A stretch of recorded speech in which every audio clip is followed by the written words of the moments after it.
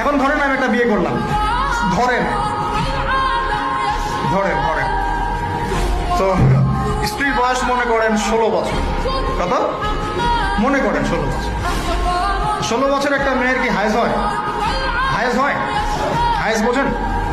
আচ্ছা, সে কি সন্তান জন্মদানে সক্ষম? সক্ষম। সে কি ম্যাচিউর, ফিজিক্যালি স্ট্রং?